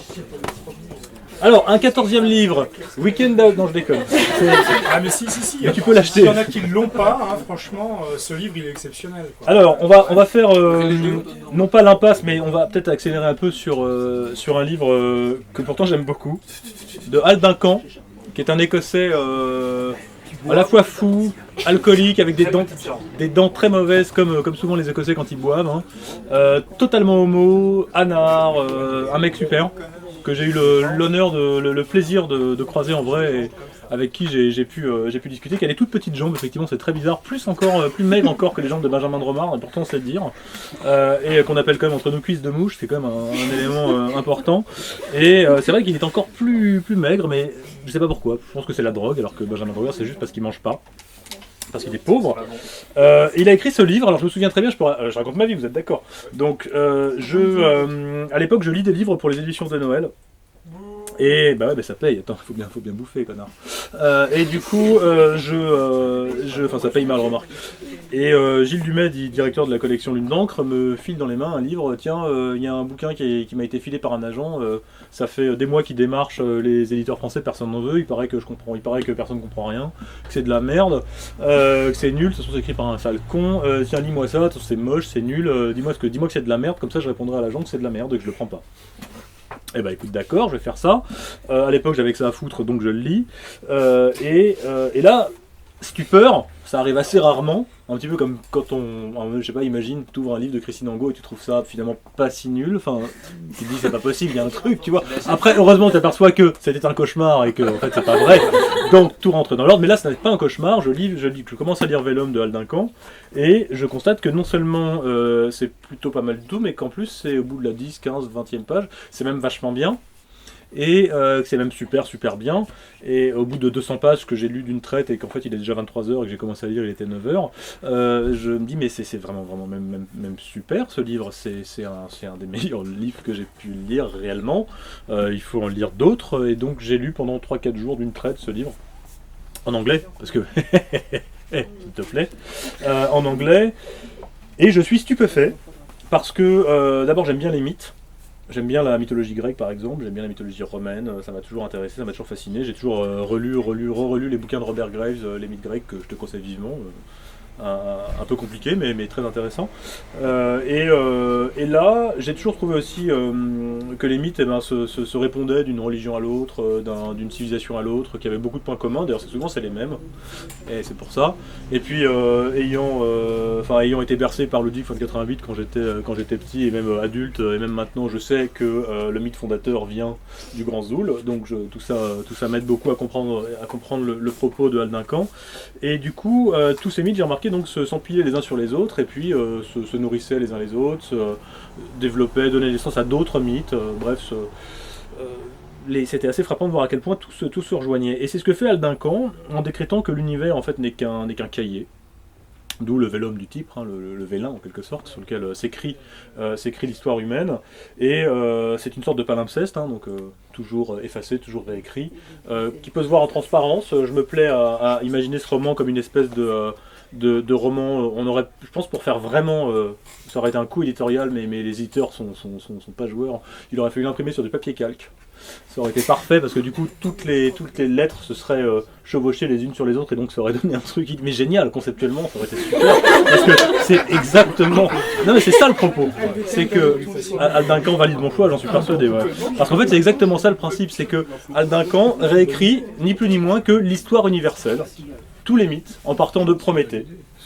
Prométhée qui est l'éternel rebelle, hein, c'est notre Alexandre Bodin à nous, quoi. C'est le type qui est là et qui lutte contre le pouvoir en place et qui gagne souvent à la fin. Enfin non, en l'occurrence il perd. Et donc Prométhée, c'est Prométhée, c'est celui qui se fait bouffer le cœur, souvenez-vous, par un vautour le foie, se dévorer le foie par un vautour parce qu'il a apporté le feu aux humains, donc la connaissance.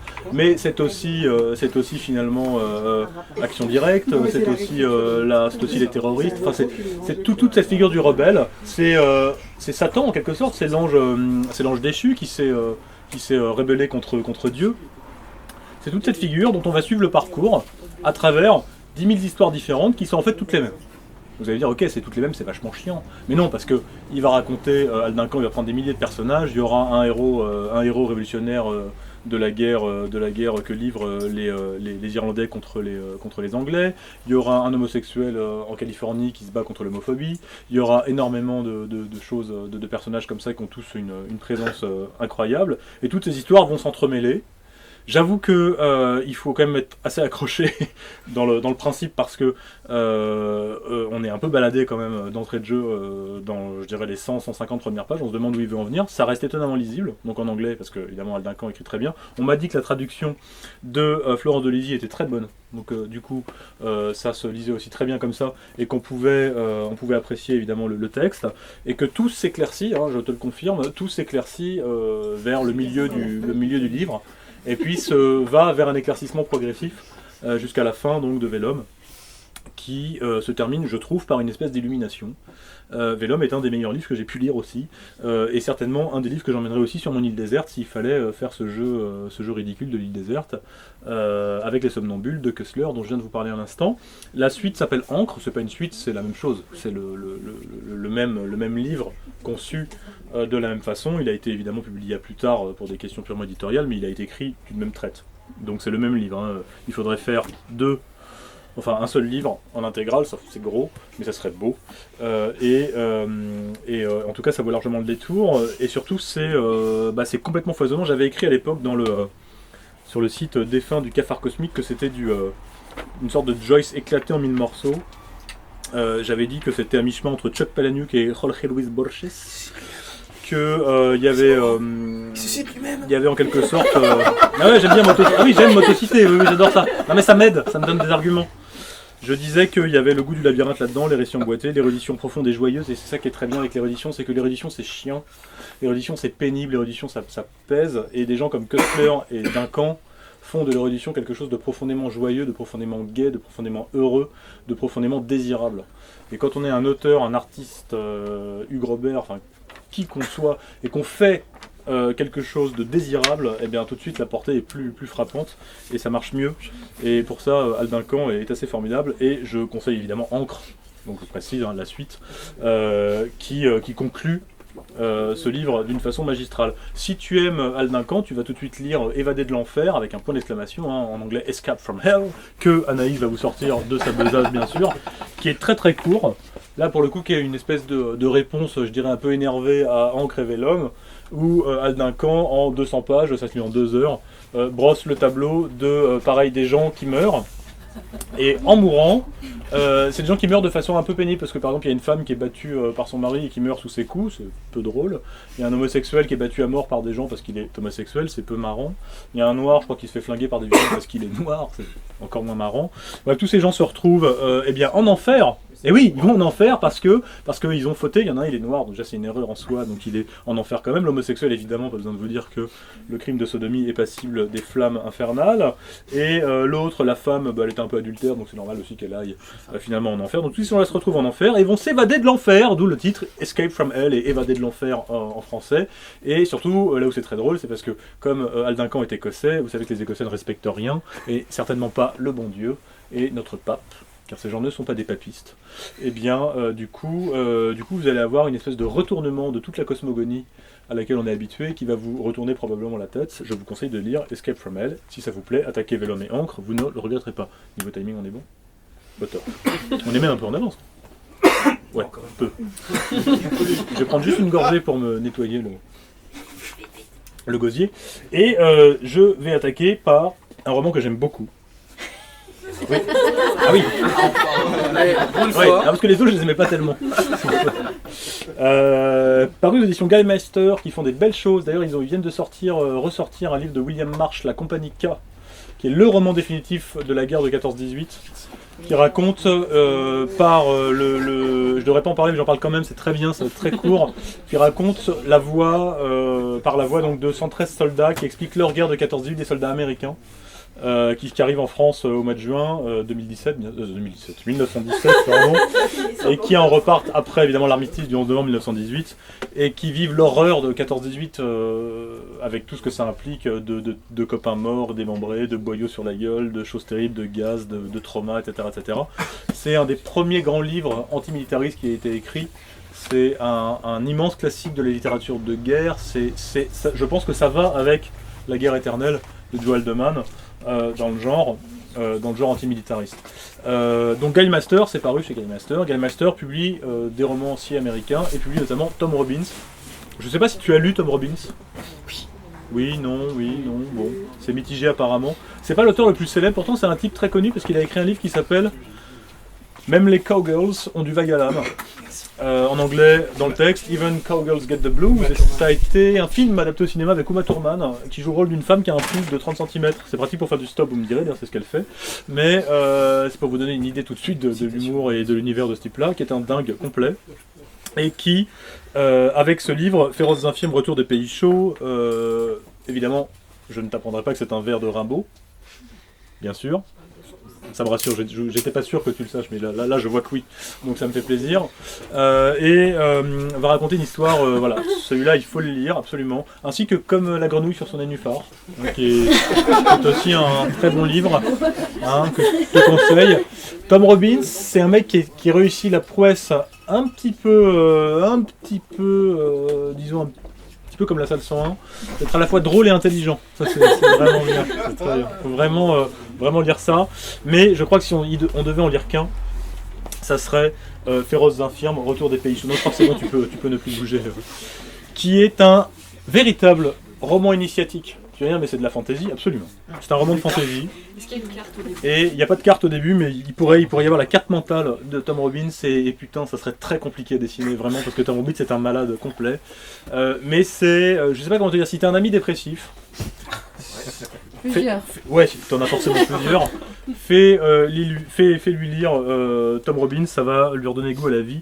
Il y a cette jolie phrase, alors évidemment j'ai noté des tas de trucs et je les retrouve pas, mais il y a juste une toute petite phrase que j'aime bien, et surtout dont j'ai fait en quelque sorte mon credo. Il dit « Toute dépression plonge ses racines dans l'apitoiement sur soi-même, et tout apitoiement sur soi-même plonge ses racines dans le fait que les gens se prennent trop au sérieux. » J'ai médité longuement là-dessus, j'ai décrété que c'était assez vrai, et j'aime beaucoup Tom Robbins pour ça. Mais évidemment, même si mon propos peut sembler un peu léger, le livre lui ne l'est pas du tout, et va raconter l'histoire d'un type assez intéressant qui s'appelle Sweeters, qui est un agent de la CIA, qui est un type épicurien, qui a une libido assez lâche, et qui du coup, vous allez dire, ouais, comme James Bond, un petit peu, il y a un petit côté James Bond rigolo, qui va se retrouver sous le coup d'une malédiction pénible. Alors je vous passe les détails, parce qu'il va se retrouver en Amazonie, puis il y a un sorcier, je te passe les détails. En gros, il va se retrouver avec une malédiction qui lui interdit de poser les pieds par terre.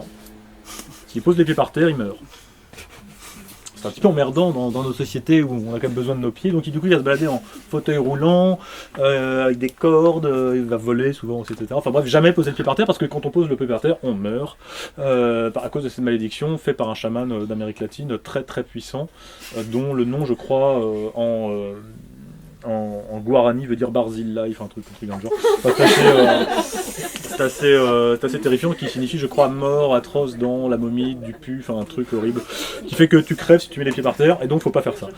Du coup, il va essayer de lutter contre cette malédiction, mais en même temps il a des tas de problèmes, cet homme-là, et notamment parce que sa grand-mère adorée, sa tante, je sais plus précisément, déjà j'ai un doute là comme ça, a un des Matisse célèbres, un nu bleu.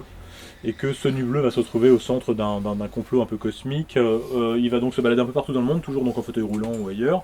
Il va rencontrer des nonnes sodomites. J'adore le concept de nonnes sodomites. Ça c'est un truc, je n'ai jamais lu de livre qui parlait de nonnes sodomites, sauf dans Féroce infime Retour des pays chauds, qui est vraiment merveilleux. Et il y a une espèce de délire permanent dans ce livre qui moi me scie. Je pourrais le relire, je crois que je l'ai lu 3 fois ce livre, je pourrais le lire simple, je l'emmène sur mon île déserte aussi pareil. C'est toujours très drôle, c'est très bien traduit, il faut quand même le préciser par François Happ. C'est drôle et en même temps c'est tragique parce que c'est très sérieux. Et je suis admiratif des auteurs qui arrivent à rendre des choses, là encore, où on éclate de rire, sur un fond extrêmement sérieux et qui passent de l'humour aux larmes avec beaucoup d'aisance, et à chaque fois ça marche. En fait, ce sont des auteurs qui font naître de l'émotion, et l'émotion c'est aussi un peu ce qu'on cherche quand même en littérature, en tout cas en art. Quand une peinture te parle, eh bien c'est qu'il y a de l'émotion. Quand un livre te parle, c'est qu'il y a de l'émotion aussi. Quand Benito Abdalov te parle, il y a aussi beaucoup d'émotions, mais c'est différent. Et Tom Robidge, j'ai beaucoup d'amour pour ce type-là. Et j'avoue que les amateurs de fantasy s'y retrouveront beaucoup parce qu'il y a un point commun avec un autre livre génial dont je parle pas ici, d'un auteur américain aussi qui s'appelle Alfred Adolphe peut-être, ou Alfred Anatole, je ne sais pas, Athanasio, Radix. Un livre publié à l'époque chez Robert Laffont qui avait été publié, ensuite republié chez Terre de Baume sous la direction de Sébastien Guillot, c'était il y a très longtemps. Radix par exemple, là aussi partait d'un point de départ très simple, très fantaisiste au sens fantasy, avec un jeune homme qui en fait se développait au fur et à mesure que le roman avançait, et en fait le lecteur, comme dans Le Seigneur des Anneaux et comme dans 99% des bouquins de fantasy qu'on suivit, eh bien suivait le parcours de ce personnage et puis se développait avec lui, et au final voyait la naissance d'un personnage qui du coup à la fin était beaucoup plus que ce qu'il était au départ, et ça marchait merveilleusement bien. Et puis on finissait le bouquin et on se disait ah ouf, on a vraiment fait un authentique voyage. Et dans Radix c'est exactement ça, et dans Féroce infime Retour des pays chauds il y a des passages stupéfiants qui vraiment, mais littéralement sont d'une pureté que j'ai pas trouvé ailleurs, et on termine ce livre en étant scié. C'est partie de ces livres qui ont besoin, un petit peu comme on dit quand on écoute du René Marc-Delaine, le silence qui suit c'est encore du René Marc-Delaine. On a besoin après d'un temps de récupération. Le concept de temps de récupération après un livre c'est quelque chose d'important. C'est un type qui est sympa, bon, qui est un petit peu con mais qui est sympa quand même, qui s'appelle Alexandre Bodin, qui m'a fait découvrir ça avec Boris Vian. Tout le monde connaît Boris Vian. Tout le monde connaît Boris Vian bien sûr, et par contre tout le monde connaît Boris Vian, mais tout le monde n'a pas forcément lu ses nouvelles, et notamment un recueil de nouvelles très bien qui s'appelle Les Fourmis. Et si vous lisez Les Fourmis, qui est chez 10-18, non, on l'a pas ici, c'est bête. Donc Les Fourmis, chez 10-18, ça commence par le débarquement, c'est pas précisé, mais on le devine, sur les plages du débarquement, donc en 44, quand les GIs débarquent. Et on se retrouve dans la peau d'un GIs qui commence en disant on est arrivé très tôt le matin, on n'a pas été bien reçus. Effectivement, et il raconte les balles, les potes qui meurent, enfin c'est raconté d'une traite. Vraiment, et la nouvelle fait 30 pages au maximum, pas tellement plus, hein, c'est un texte assez court, et alors je vous raconte, j'ai très envie de vous raconter la fin, mais je vous raconte pas, allez, je vous raconte pas la fin. Bref, il se passe un truc terrible à la fin, et effectivement la dernière phrase c'est je commence à avoir les fourmis, enfin des fourmis, vous savez les fourmis qui vous empêchent de bouger.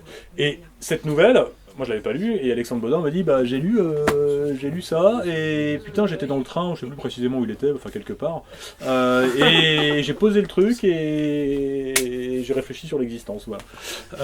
Et du coup j'étais intrigué parce que j'aime bien quand on réfléchit sur l'existence, donc j'ai lu Les Fourmis, hein, donc tu peux le faire, hein, 20 minutes. Hein, et effectivement, et quand même, on pose le truc et on réfléchit sur l'existence, et on a besoin d'un temps de récupération avant d'attaquer autre chose. Et Tom Robbins fait le même effet. On termine Féroce infime Retour des pays chauds, et il faut se poser et ne surtout pas attaquer du Asimov après. Non mais j'insiste parce que là vraiment, il y a des gens qui sont morts pour ça. Vraiment. On peut avoir des crises violentes, surtout pas de choc thermique. Ce livre est génial au sens premier, c'est génial. C'est l'œuvre d'un génie, c'est super. Il en reste plus que 2. Il en reste plus que 2. On y est presque. Allez, courage. 2 non, il n'en reste plus qu'un. Il n'en reste plus qu'un, enfin 1, 4. Oui, enfin mais 1. Alors on va terminer par...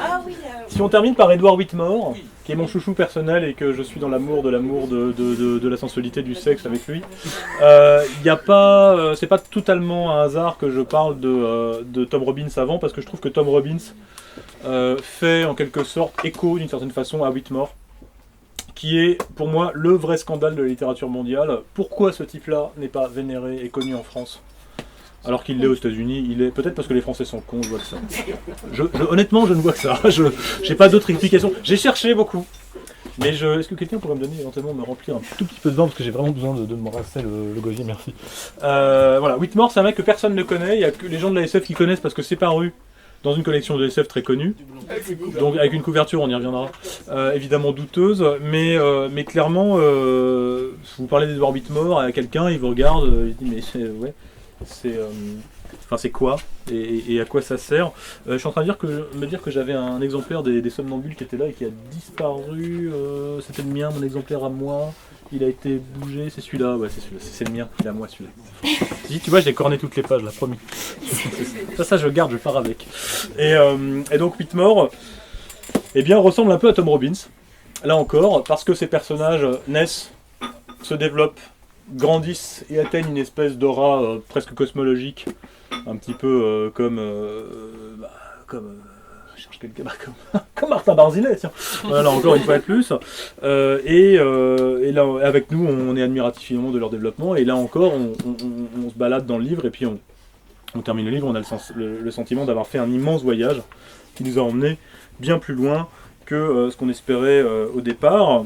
Et donc je trouve que c'est un scandale que ce livre soit pas, que ce livre soit pas plus connu, plus vendu, plus proposé par les libraires, etc. Parce que c'est un vrai chef-d'œuvre qui se compose de 4 livres. Hein, ça s'appelle le Quator de Jérusalem. Voilà, donc 4 livres.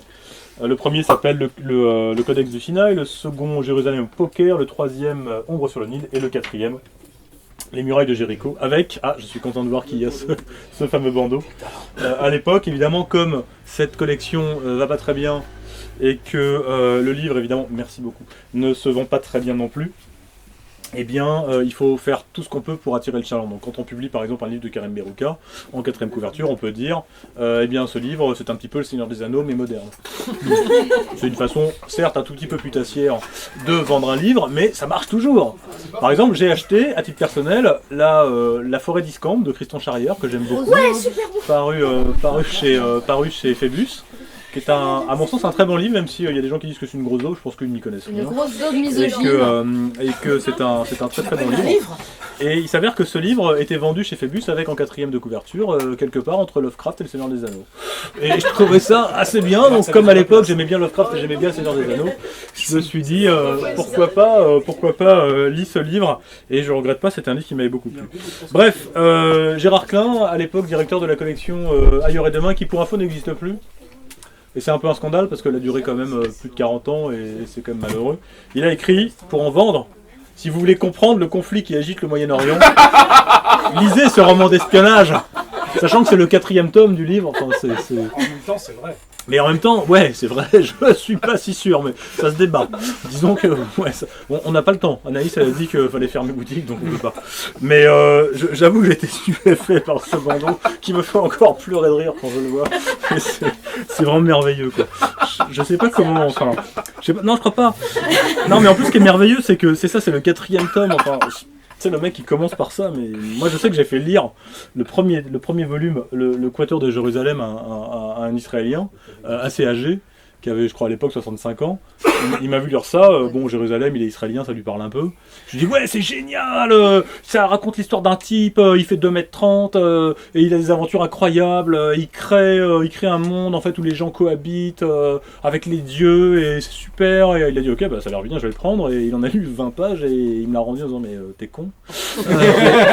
Et en fait certes je suis con, mais je pense que c'est un petit peu comme ton copain nazi, il t'amuse ton copain nazi, c'est vraiment un bon pote mais tu le présentes pas aux autres parce que tu sais on peut pas rire avec tout le monde quoi, c'est toujours pareil. Alors Edward Whitmore n'est pas nazi, c'est un avantage, il est même plutôt anti-nazi et qui le rend encore plus sympathique, et surtout il écrit un livre complètement génial en 4 volumes qui alors c'est pour ça que j'aime bien, parce que moi j'ai toujours aimé dans la littérature les livres qui parlent de la perte, du deuil, du temps qui passe parce que je suis assez romantique. Comme garçon. J'aime beaucoup tout ça. Ça me touche énormément.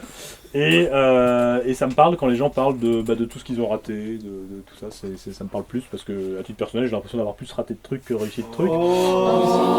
Eh mais je dis pas ça pour me plaindre, ni pour me faire caresser le dos. Je dis juste que je pense qu'en littérature on cherche des trucs qui nous parlent, donc ça me parle. Voilà. Et ce qui me parle moins par contre c'est l'habillage des livres. Qui ont été faits à l'époque comme chaque fois par Ailleurs et Demain par Jackie Paternoster qui utilisait un logiciel qui n'est plus utilisé aujourd'hui qui s'appelle Bryce et avec lequel on pouvait faire des paysages de science-fiction un petit peu comme si quelqu'un me demandait tiens je vais te donner 500 € et fais-moi une sonnerie de téléphone qui évoque un peu la science-fiction et du coup je prends la sonnerie disponible sur tous les téléphones qui s'appellent science-fiction et je lui dis tiens il y a voilà ça, tiens donne-moi mes 500 €. Je trouve ça un peu douteux, commercialement parlant. Bref, bon. Et alors j'avais beaucoup de haine à l'égard de haine, c'est un grand mot, mais j'avais beaucoup, disons, de dédain à l'égard du travail de Jackie Paternoster. Et puis récemment, je suis passé dans une grande librairie dans laquelle on peut voler, parce que les livres ne sont pas bipés, donc Gibert, pour ne pas la nommer. J'ai vu, non ça va, il n'y a pas de mal. J'ai vu allez vite, tout va bien. J'ai vu les tables de libraires, comme il y en a ici, qui présentent tous les livres de SF et de fantasy disponibles, et j'ai constaté avec stupeur à quel point tous les livres de fantasy et tous les livres de SF sont rigoureusement identiques. Aussi bien en termes de format que de couve. Bref, ils sont tous là alignés les uns après les autres, on ne fait pas la différence entre un bon bouquin et un mauvais, ni même entre un auteur et un autre, parce que c'est les mêmes couves, c'est les mêmes choses, et que du coup il y a une espèce de mishmash, comme diraient les Anglais, les Québécois diraient de la sludge, des espèces de boue visuelle. On est complètement de la sludge, si c'est ça. Et donc en gros, une sorte de boue visuelle qui nous fait mal aux yeux et dans lesquels rien ne se détache. Et Jackie Paternoster, donc, qui est responsable c'est le terme, hein, vraiment, des couvertures de Ailleurs et Demain, je trouve, malgré la laideur objective des couvertures, arrive à faire exister la collection. Et je trouve que pour ça, on ne devrait pas lui faire un procès. Et donc, j'en viens à trouver que Jackie Paternoster, finalement, c'est pas mal. Tout bien pesé. Alors, je raconterai évidemment pas le Quatuor de Jérusalem. Sachez que c'est un des rares livres qui m'a fait pleurer. Et oui, il y en a. Il y a aussi Howard Buten qui m'a fait pleurer. Qui est encore un auteur que j'ai découvert grâce à Alexandre Bedin. C'est le type qui a écrit Quand j'avais 5 ans, je m'ai tué. Qui est un putain de livre, vraiment, que tu dois lire aussi, qui est chouette. Il a écrit aussi Il faudra bien le couvrir, il a écrit, qui est un livre assez formidable, il a écrit Monsieur Butterfly, il a écrit Histoire de Rofo Clown, il a écrit C'est quand est-ce qu'on arrive. Quand est-ce qu'on arrive, c'est un livre assez chouette, si t'as un cœur d'artichaut comme moi. C'est un livre qui s'intéresse sur le moment où on cesse d'aimer. À quel moment on arrête d'aimer. Moi ça me parle. Donc c'est joli. Et Edward Whitmore, donc c'est, je sais pas, c'est un livre total. Alors c'est un peu bateau de dire ça. On dit d'un livre qui est très grand, qui est immense, qui brasse des milliers d'histoires, des milliers de personnages, énormément d'émotions. On dit que c'est un livre total. Oui, je suis désolé, j'ai pas d'autre expression. C'est un livre total. Ça raconte un petit peu comme Aldincan d'ailleurs, qui raconte l'histoire du monde ni plus ni moins. Enfin, ça raconte l'histoire d'un monde et puis surtout d'un monde qui se termine mal parce que c'est le nôtre et c'est aussi notre vie. Notre vie se termine pas bien quoi qu'on fasse. Donc du coup, c'est dommage. Et je disais tout à l'heure que c'est un roman c'est un livre où j'ai pleuré parce qu'il y a un passage avec notamment l'incendie de Smyrne. Ça dure 30-40 pages. On est quand même dans un registre au début assez burlesque, très bizarre. C'est un olni, comme on dit, un objet littéraire non identifié. Il y a quand même énormément d'humour, on meurt de rire, des scènes. Il y a une scène de sodomie en haut de la grande pyramide que je trouve sublime et qui est totalement absurde, qui vient de nulle part. Mais c'est ça qu'on aime en SF, c'est ça qu'on aime en littérature, c'est quand les auteurs pètent les plombs. Et là, Edward Whitmore, il pète les plombs, et en fait sa cervelle explose. Mais après, il prend le temps de ramasser chaque petit bout et il les rassemble. Et c'est ça, il nettoie, il récupère tout ça, il les sort, il met dans un seau, il le met tout ça dans un bouquin. Et c'est assez stupéfiant. Et donc, il y a ce fameux incendie de Smyrne qui Ben, j'ai pas d'équivalent en littérature. Le seul truc qui me vient, ça m'a vraiment fait chialer. Le seul, non mais vraiment, voilà. Le seul truc qui me vient à l'esprit, parce que là ça y est, ça se termine. Le seul truc qui me vient à l'esprit, peut-être pour comparer un peu, c'est si tu aimes Joyce, parce que j'aime bien Joyce. Joyce, contrairement à ce qu'on peut croire, c'est pas illisible. Hein, c'est aussi chouette que René Marc-Delaine. Faut juste apprendre à le connaître. Et notamment, alors on peut attaquer Ulysse, c'est très long, très compliqué, mais on peut aussi attaquer un livre beaucoup plus accessible qui s'appelle Portrait de l'artiste en jeune homme, qui est un très chouette livre.